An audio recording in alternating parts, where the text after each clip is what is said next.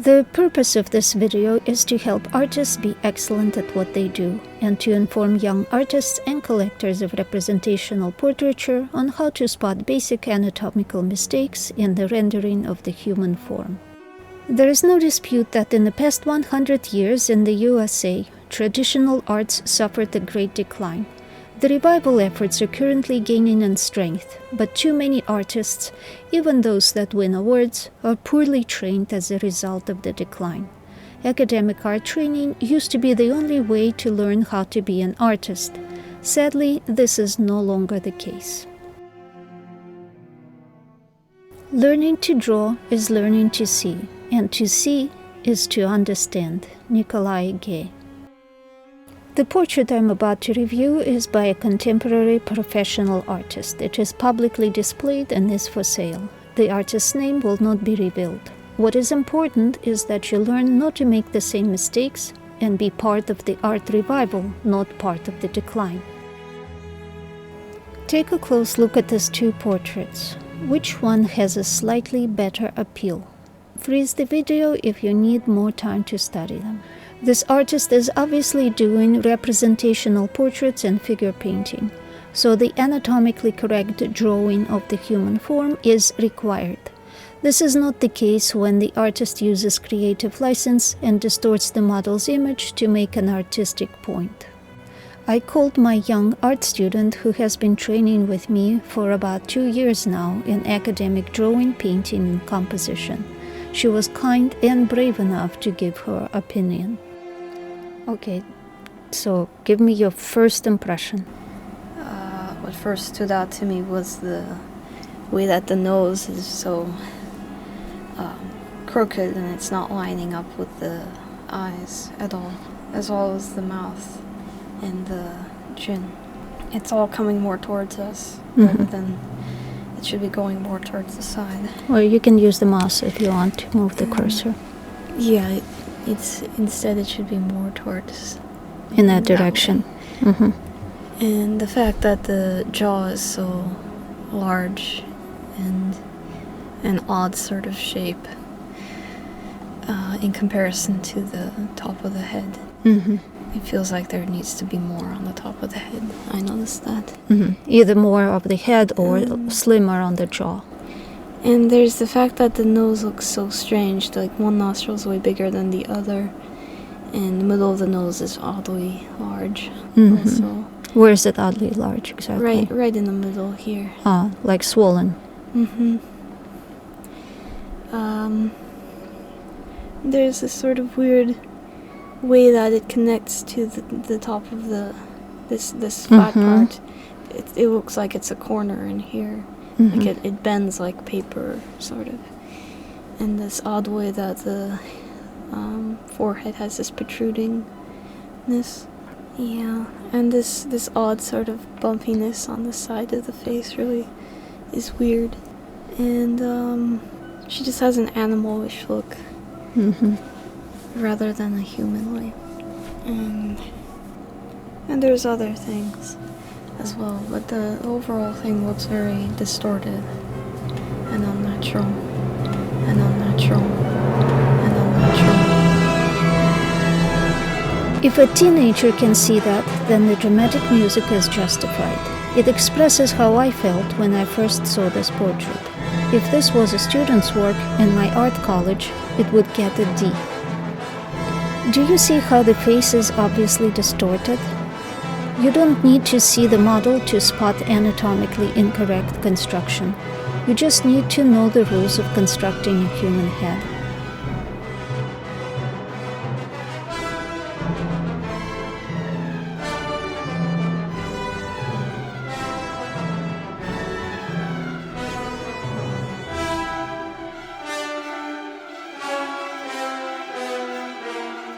I went ahead and partially corrected the original portrait with my very simple Photoshop program.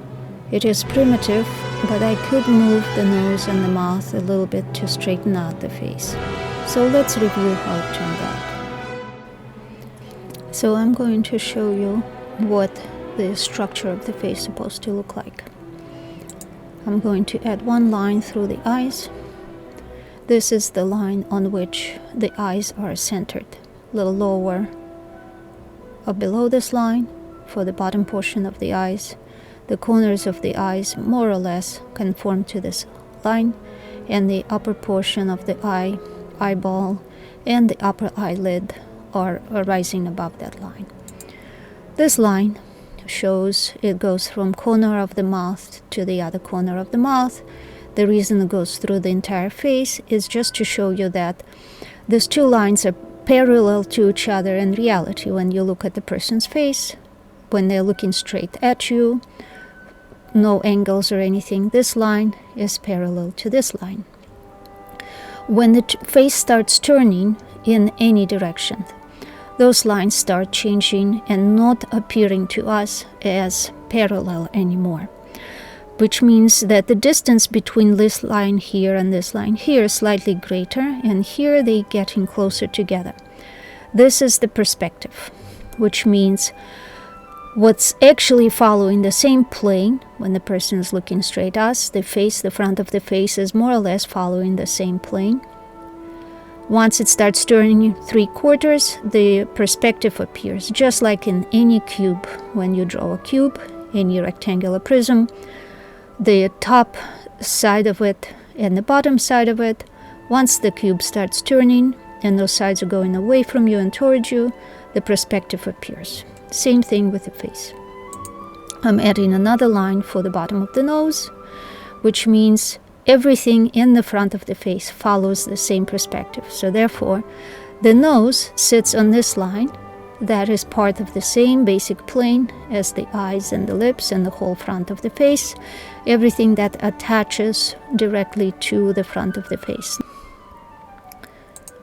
Here's another line that goes through the top of the nostrils. Again, it's drawn all the way through just to see that too, even the tops of your nostrils, where they come to the very top of it, those two have to follow the same perspective. That means this distance here is slightly greater, this distance here is slightly less. Sometimes you're drawing things that are so small that you can get away with having these two lines completely parallel. If this distance is not very great, the larger the portrait you're drawing, the more visible it's supposed to be. The bottom of the chin sits on the same line. Again, the perspective is appearing, slightly more distance here, slightly less here. That is not to say that these lines can be so strong in perspective that they start going all over the place. No. All of these lines, all of these distances here, the very bottom here for the chin, the very top for the eyes, have to be shrinking or going closer and closer together in this direction. All they have to go proportionally at the same rate. One line can't go at a greater angle than the other. They all have to be getting closer together at the same rate. Here's another line for the eyebrows. Also has to be following the same perspective. Another line for the top of the dip in the chin, under the lips. You can even draw one through the lips, the bottom of the lips, top of the lips. You can draw another one through the top of the eyelids, the bottom of the eyebrows. All of those are lines that follow the same perspective. Same with the top of the hairline. So while it is still somewhat curved, the curvature has to be such that if you draw this curvature through this line, it still looks like, how it intersects here, how it follows here, and how it intersects here still looks like it is following in this perspective. The front of the face is obviously not too flat, but it's close to flat. It has a slight curvature, so all of these lines could be represented as straight or slightly curved. But even if they're slightly curved just through this portion of the face, they're obviously more curved this way and more curved this way. They will still have the perspective in them, even with curvature. The straight lines is simply a simplified way of looking at it, to simply see if this point and this point on the eyebrows are in the right place. This point of the corner of the eye and this point of the corner of the eye, if they're in the right place. The straight lines, If you draw them straight through, they follow this perspective. If you choose to draw a slightly curved line, it just means that it will still go through this point on this line, slightly below here, very slightly below here, and still through this corner of the eye here. When these lines go past on this side of the face, they no longer represent this side of the face. They strictly represent this very front of the face, the one that most conforms to the flat plane. Now I've added the center. Again, I did what I could with this since I had to correct, and my program is very primitive. I corrected the face however I could. Now I'm putting in the line that the front of the face follows compared to this perspective. So you can see that if we look at this point here between the eyebrows, we now see that this distance here to this distance here is slightly more, and this is slightly less. That is the foreshortening of the turn of the face. It goes through all the portions of the face, but the main thing is to keep an eye on is how this goes through the face here. Basically, this shows you the center of the front of the face. The very center, when we're looking straight at the person, that is the center of symmetry for the face. The eye on this side is the mirror image of the eye on this side. Obviously, it's not a precise mirror image because none of us are exactly symmetrical, but it is very close. The more symmetrical the face, the more we see it as even and beautiful, I guess. The less symmetrical the face, like if somebody's eye here, let's say, is slightly droopy eyelid and this one is more open, we will spot that symmetry right away, that it's not quite symmetrical. This is why it's important to keep this line, the center of symmetry in mind and in place when you're drawing, because even though it is more of a 3/4 turn, this line is still there. It still shows us the center. It still helps us line everything up. All the parts of the face line up with that foreshortening in mind. So let's see more. Here is one line for the eye. That's the distance from corner to corner. Here's another one. If the foreshortening is done correctly, this eye from corner to corner will be just a teeny bit larger distance than from this corner to this corner. From brow to brow, again, you can see that from this point to this point, it is from this point to the center is a slightly larger distance than from this point to this eyebrow. That is the foreshortening, and that looks correct. Nose, from this edge of the nostril to this, through the center, you see that this is much greater and this is less. This is the foreshortening. In addition, this nose is really coming out a little bit more at this angle and then heading back to the face. So really, with the nose, it is a little bit trickier, but at least this is better than it used to be.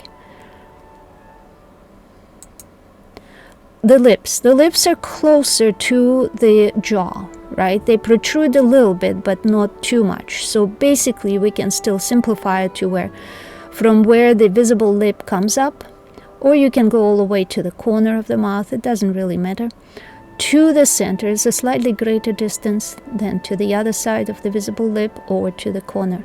If you take this whole distance, compare it to this whole distance, this one is just a little bit greater.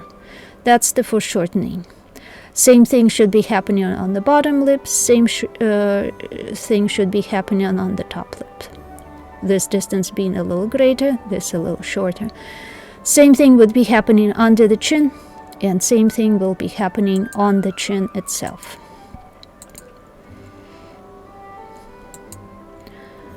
The top of the eyebrows, from this point to this point. Again, same thing. This distance is a little greater, this is a little less. This is how it should be when it's done, when it's drawn correctly. Then the top, this is close to the top of our cheekbone. This is why it protrudes out like this here.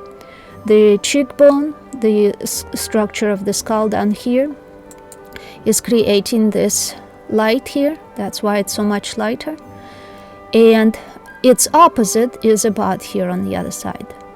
I am just basing it based on the basic structure of the face, knowing that what we're seeing here, where it ends on the corner, is about its opposite point is right here.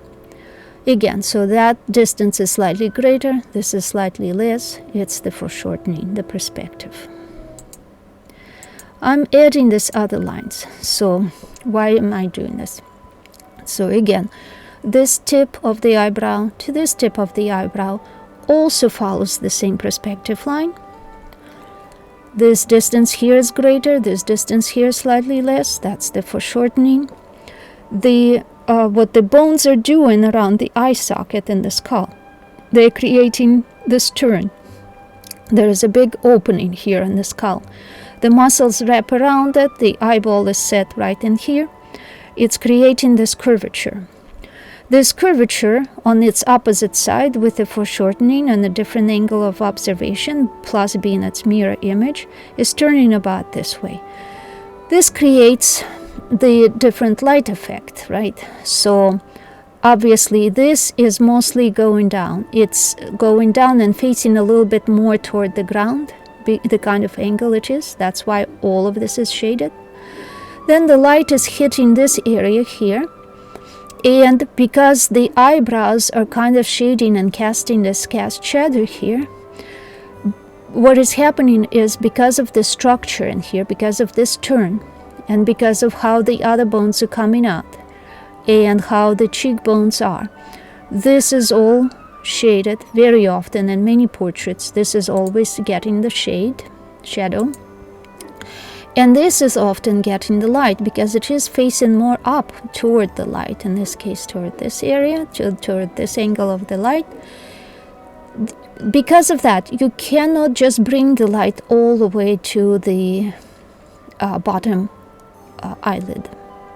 The bottom eyelid is still following more in this direction. It's more vertical compared to the light source, and it cannot receive straight on light. Therefore, for a little while right here, this is a transitional space. It should be a little bit darker because it is not traveling in the kind of, this is the plane that is not facing toward the light in the kind of angle that could receive full sun. So that's why this light should be lower here. Having the light come all the way here, all the same brightness, will create that swollen, unnatural effect. Now let's compare how the original looks in terms of structure and perspective. Here's the line through the eyes. Here's the line through the lips. The perspective is happening, although maybe a teeny bit too strong, but that's totally fine. This distance here is greater than this distance here. That's fine. The nose. You can see how the nose now is following the perspective that is too extreme for the lips and the eyes. That's why the nose from the start looked problematic. The very bottom of the nose, where it is resting basically against the upper jaw area, is following suddenly a different perspective. The nostrils are following a very different perspective. That is why the nostrils look strange from the from the start. So this perspective here is too extreme. It doesn't line up. The bottom, top of the chin, bottom of the lips, that dip over there, following perspective just fine. The top of the eyebrows are following perspective just fine. That all lines up. The hairline lines up just fine. Where the nostrils attach behind attach to the face behind, kind of like the top of the nose there, that seems to be following the perspective that is just slightly off. But I put this line really for a different purpose. So now that we put in the center, let's compare how it looks through the center. This center that will follow through the middle of the lips, through the middle of the nose, through the middle of this part, between the eyes, between the eyebrows, that creates correct foreshortening and goes through the hairline. That is what is off. This is why the portrait looked incorrect from the start, the structure-wise. The hairline lines up with the nose and the lips, the top of the chin perhaps a little bit, but the bottom of the chin, it just does not line up. While the center is doing okay in here between the eyes, it is still a little bit odd. While it's doing okay with the foreshortening between the eyebrows, it doesn't line up with the rest of the face. So here's the blue line for the eyebrows, more distance, slightly less distance. Eyes are just fine. Bottom of the nose, too great of a foreshortening, too much distance here, too little here. Top of the nose, wrong perspective, too much of a distance here, too little here. The foreshortening is too great for this angle. Lips are more or less okay, although they look a little too equal on both sides to the center.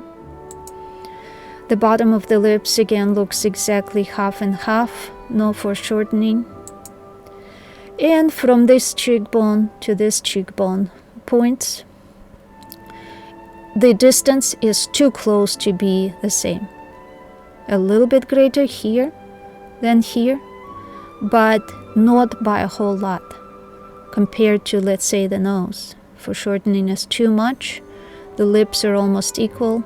This is a little bit more, this is a little less compared to the other points. All the foreshortening is just doesn't line up. Considering that this also points to the chin that should be here, if this mouth and nose were placed correctly, the chin is completely off. Let me just add a few more extra lines to help you understand the structure of the face. This first one, and I'm adding it only because of how the forehead is painted, how it was constructed, with this shadow here, with this so much darker here in value compared to this top. That's why to the student it looked like it was unnaturally or overdone forehead. This line, if we were to follow the shape of this forehead, would indicate that the hairs sit on the skull comes out from under the hairline, and suddenly it turns more downward, which means it's more away from light. Especially because it's so much darker here and actually cooler, this indicates that this is quite a bit of a curvature. That's why I'm adding it this way. Then, again, based on the painting, I'm taking all this light area and I'm seeing all this darkness here. That suggests that the plane changes once again. This is more facing toward the light, that's why it receives more light. This is now facing a little more away from light, in this case a little toward downward position, and it receives more of the shaded area. Again, I see a lot of coolness here, which means the angle of the light is such that it is actually starting to approach the shadow value. That's why it is perfectly logical to say that this is where the plane is facing more toward the light. This is where it's facing actually either away from light or at such an angle that very little light, direct light, gets to it. The nose. Again, I'm going from the center of where the nose separates from the skull area between the eyes. This isn't even accurate to this nose, but then again, from the beginning, this nose had problem with construction. If this nose was constructed better, this line would make more sense, but at least it should stand out away from the center face line, the facial center. then it has to start curving right here, where it curves over the tip of the nose, where the tip of the nose curves downward toward the skull, and again it receives less light or no direct light. That's why there's such a strong highlight in here, because the very bowl of the tip of the nose is forming, it's like a little bowl that sits on the little cone here with the other sides coming out. And based on that, again, it's perfectly reasonable and logical to go from the center of the face line, stand out to the tip of the nose, and curve down toward the skull again. The lips come from under the nose. The muscle of the lip wraps around the jaw, the teeth. That's why people who lose their teeth when they're very old have lips that go inward. They become concave because the lips are no longer supporting the teeth are no longer supporting the lips and the muscles, so they turn in more. And obviously this is a young woman, so this is not happening. The muscle that also forms the lips comes out more, stands out, and then the lip itself turns in again to where the lips separate. The lip then comes out from the separation, the bottom lip. In itself, it has quite a curvature here. That's why there's so many changes between light and shadow. It turns considerably under, joins with the center line that runs through the center of the face, close to the skull. Then the chin itself comes out quite a bit forward, and the front of the chin has this kind of face area that is starting to face in a different direction. By the way, there's this light indication of light right here, which indicates that this area here is a different plane. Yeah, it is darker here, so it's a little more concave. Nonetheless, this part here receives a little more light. And this part underneath here turns under the chin, and the center of the face continues on the bottom of the chin, comes out through the center of the neck, which is about here, and connects to the rest of the body. Now let's take a look at the original portrait and see how the construction doesn't add up here. If we look at the forehead, hairline, that is lining up at least. The line that goes from the forehead and joins with the nose, that center line, right here is where it starts to veer off from the center, which the center is demanded by how the eyes are set. So if the rest of the face down here was constructed correctly, it would conform more to this line. I put this line in based on how the eyes, the eyebrows, eye sockets were set, based on what I see on this side, half of the face, compared to this half of the face. This is where it starts to veer off. This is why the nose was looking distorted. We follow the nose, we go to the curvature, tip of the nose, back to the center of where the nose is located. Again, it's off of the center. We follow the lips, curvature of the lips. This is where the center of the lips is that we see. And then the bottom lip comes out, curves under again, the area under the lips. Again, this is all off center. Then the chin just completely doesn't add up. So what happens is that the chin is more or less lined up with the eyes, with this half of the face and this half of the face. But where things start to be broken is under the lips, and the chin, to make it connect back to the center line of the face, is where you have to make this extreme curvature, which obviously the chin doesn't look like that, but that's why this portion of the face looks distorted. So what will we take away from that? Number one, construction of the face is the most important part of the portrait, Number 2, there are absolute, non-negotiable rules that must be followed. When evaluating any portrait, you have to ask yourself some key questions. Number 1, do all parts of the head line up structurally with the vertical center of the face or head? Number 2, do all facial features follow the rule of linear perspective? Number 3, do all features follow the rules of foreshortening?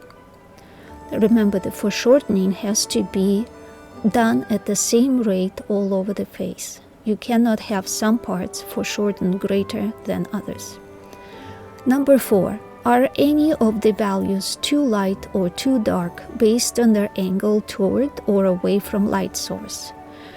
Wrong values will suggest stronger turn, and if this part of the face is not supposed to be turning stronger, you will create the feeling or the look of a bump. Here are a few examples of my students' work, and some have examples of the book pages.